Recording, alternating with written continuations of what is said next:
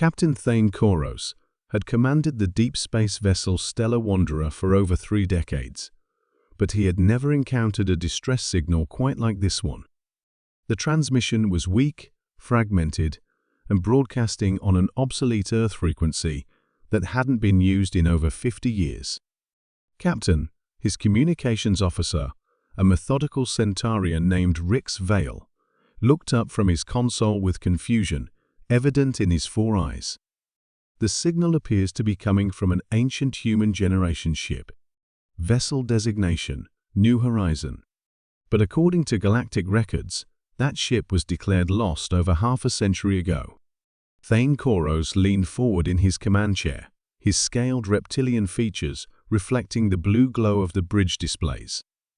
As a Draconian, he had lived for over 2 centuries and had seen the rise and fall of civilizations, but humanity's early attempts at interstellar colonization had always fascinated him. They had launched their generation ships with such hope, such determination, despite their primitive technology. "Set course for the signal's origin," he commanded. "Maximum velocity." 3 hours later, the Stellar Wanderer approached what remained of the New Horizon. The massive generation ship hung dead in space, its hull breached in dozens of places, its rotating habitat sections motionless. It should have been a tomb, yet somehow, impossibly, someone was still alive inside. "Life signs detected," reported scanner technician Yara 9, her tentacles dancing across her control interface. "Single human signature, very weak, located in what appears to be an emergency shelter in Section C7. Thane Koros suited up personally for the rescue mission, something his crew found unusual. Draconian captains typically delegated such tasks, but something about this situation compelled him to take direct action. The interior of the New Horizon was a graveyard of dreams. Corridors that once rang with children's laughter were now silent and airless. Gardens that had been meant to feed a new colony were now frozen, their carefully tended plants turned to crystal by the void. Thane Koros found the emergency shelter buried deep in the ship's engineering section. Inside, surrounded by improvised life support equipment and failing power cells, was a human female in her 30s. She was unconscious, malnourished, and suffering from severe radiation exposure, but alive. Her name, according to the records he found scattered around the shelter, was Dr. Elena Vasquez, a botanist who had been part of the New Horizons agricultural team. The ship's logs told a tragic story. A cascade failure in the main drives had stranded the vessel in interstellar space. Over the years, systems had failed one by one, and the population had slowly dwindled, until only Elena remained, keeping herself alive through sheer determination and scientific ingenuity. As Thane Koros carefully lifted Elena's unconscious form, he noticed something that would haunt him for the rest of his long life. Scattered around the shelter were hundreds of carefully preserved plant seeds, each one labeled and catalogued with meticulous precision. Even facing death, she had been working to preserve something of value for the future. Elena awoke 3 days later in the medical bay of the Stellar Wanderer, staring up at the concerned face of an alien doctor whose species she didn't recognize. When Thane Koros entered the room, she tried to sit up despite her weakness. "The seeds," she whispered, her voice cracked from dehydration. "Did you save the seeds?" Thane Koros was taken aback. Most beings, after being rescued from certain death, asked about their own condition or the fate of their rescuers. Elena's first concern was for a collection of plant material. "Every single one," he assured her. "Dr. Yithhealer has them in proper preservation storage." Elena's eyes filled with tears. "They're from Earth. The last genetic samples of plants that went extinct after we left. I've been keeping them alive for 53 years, waiting for a chance to plant them somewhere new," Thane Koros finished softly. "I understand."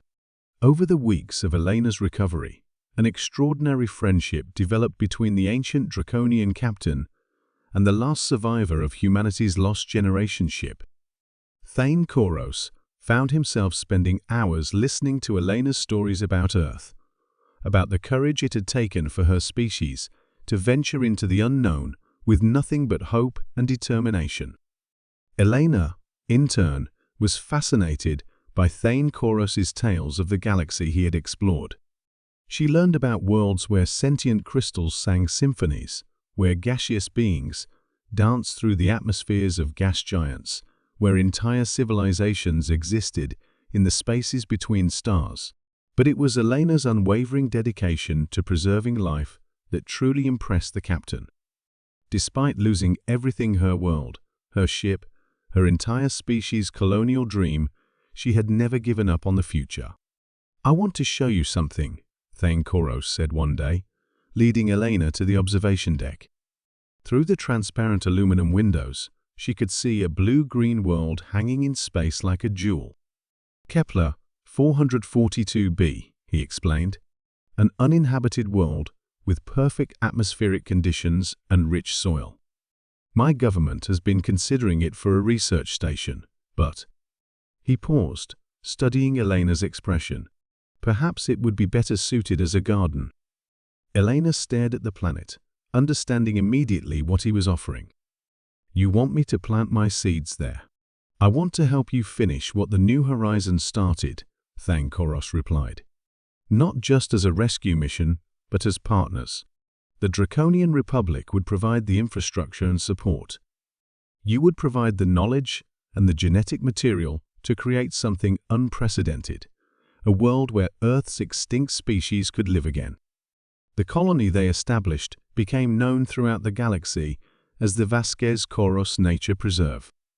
Elena spent the remaining 40 years of her life turning a barren world into a paradise where Earth's lost ecosystems flourished alongside alien flora that Thane Koros helped her acquire from dozens of worlds. When Elena finally passed away, at the age of 91, Thane Koros was at her side, holding her hand as she watched the sunset over forests that her seeds had grown. Her final words were a request that he continue their work. For the next century and a half, until his own death, at the remarkable age of 412, Thane Koros dedicated his life to expanding the preserve. He never took another deep space assignment, never commanded another ship. Instead, he became a gardener, tending to Elena's legacy and adding new species from every corner of the galaxy. The preserve's memorial garden contained two simple monuments, one for Dr. Elena Vasquez, who never gave up on life, and one for Captain Thane Koros, who understood that sometimes the most important journeys begin with a single act of kindness. Visitors to the preserve often remarked on the unusual partnership between a human botanist and a draconian captain. But those who had known them both understood their bond wasn't based on species or origins, but on a shared belief that life, in all its forms, was worth preserving. And in the garden where Earth's lost roses bloomed alongside Centaurian singing flowers and Andromedan crystal trees, that belief continued to flourish long after both of them were gone.